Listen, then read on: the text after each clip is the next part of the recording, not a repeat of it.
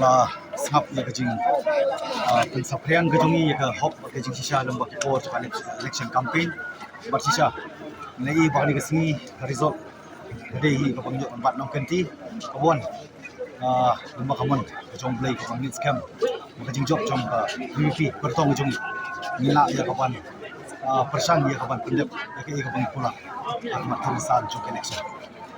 Badan lihat anu ketua hi gani ka mandate ka bupai ba wai yo bang apet ka interview yang bagi political parties agni kinya si bagi ong ba kin job bet namar gi don ki vote bank jong ki ani pai kan NPP ni pai UDP ni pai congress ndrei ya ka sur jong pai ba ka bon pai ba ni numla ya ka ban take for granted bo pai ba ai la start asai ban ngi scam gi di jing slam jong jing la berkatana biji gimdon jeng atatin namar pai ba la de mat Iki different political parties, different government, different executive committee jongka district council nakapor skapor yang scam ru bangno di kapan persang yaban mat semai katongi kumba bangi ki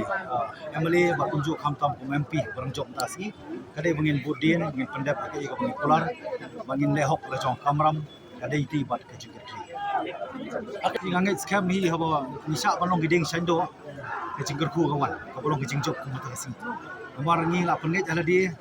mangin 60 di kapor bana kawang keti kiwei mangin klet dapat isu basu tu nak dia kalau ngani kesini ke jingjop kadai ba ni job ya ke jing sisa ni job ke hok ni job ya ke bor juga pisah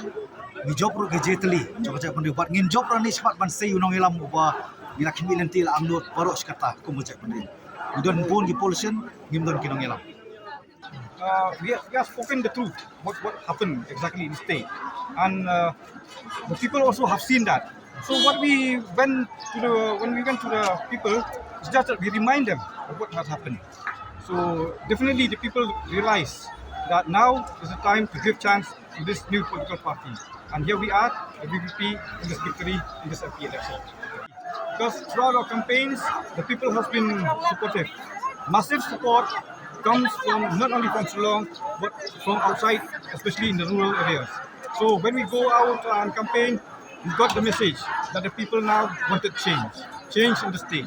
That's what we are expecting, and today it happened. So what are the future prospects for the party? The party will strengthen the principles of the party, especially clean politics campaign, and we will also have more people to work with us, because why?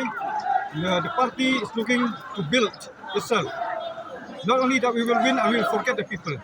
Now we will strengthen our relationship with them more and more. That's what we do.